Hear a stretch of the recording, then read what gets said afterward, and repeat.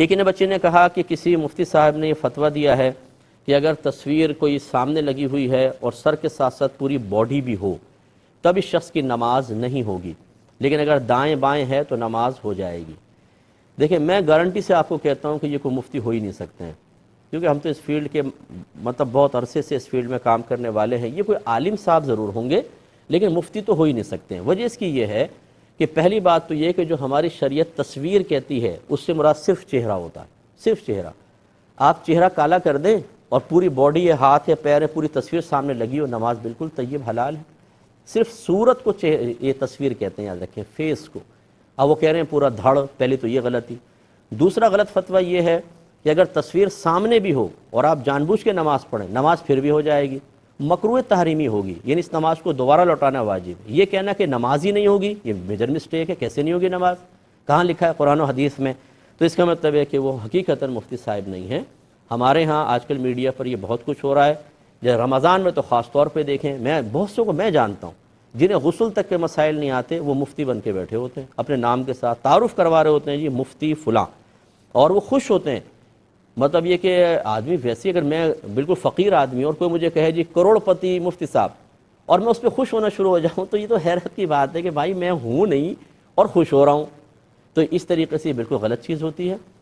خدا را ہم گزارش کرتے ہیں کہ اپنے آپ کو مشہور کرنے کے لیے، تسکین نفس کے لیے، کسی کی تنقید سے بچنے کے لیے، کسی باطنی احساس کمتری کو ختم کرنے کے لیے، ترقی کا زینہ جھوٹ بول کر تیزی کے ساتھ طے کرنے کی غرض سے اپنے نام کے ساتھ اس طرح القابات نہ لگائیں۔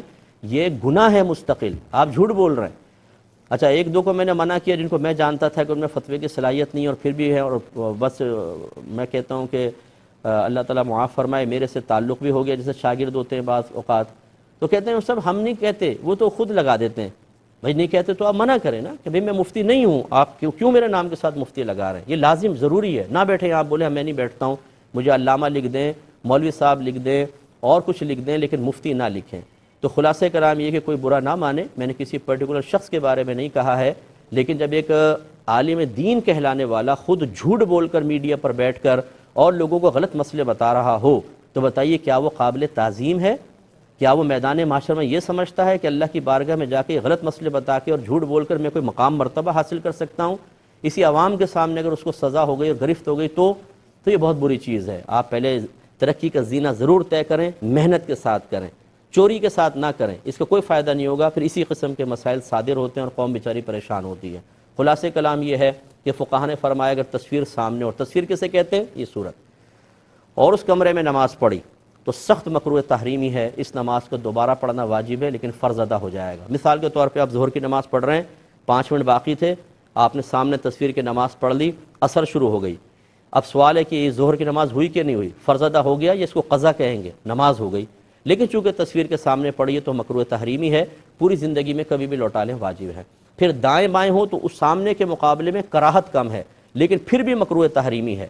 ہاں پیٹھ پیچھے ہو تو اس میں ذلت کا پہلو نکل آیا، کیونکہ سامنے زیادہ تعظیم، ادھر بھی ہو تو تعظیم لیکن کم، ادھر بھی کم، تو سامنے زیادہ مکروہ تحریمی، ادھر تھوڑا کم، لیکن تینوں کے صورتوں میں نماز کو لوٹانا ہوگا۔ اور پیٹھ پیچھے ہو تو مکروہ تنزیہی ہوگی، کیونکہ اس میں تصویر کے لیے ذلت کا معاملہ ہے، تو جب نماز میں آپ تصویر کی تعظیم نہیں کر رہے تو نماز مکروہ تنزیہی ہے، یعنی نماز ہو جائے گی اور اس کو لوٹانا بھی لازم نہیں ہے۔ یہ ہے صحیح مسئلہ۔ تو چنانچہ امید ہے کہ اگر کسی صاحب نے ایسا کوئی کہا ہے تو وہ حقیقتاً مفتی نہیں ہیں، ان کو فالو نہ کیا جائے۔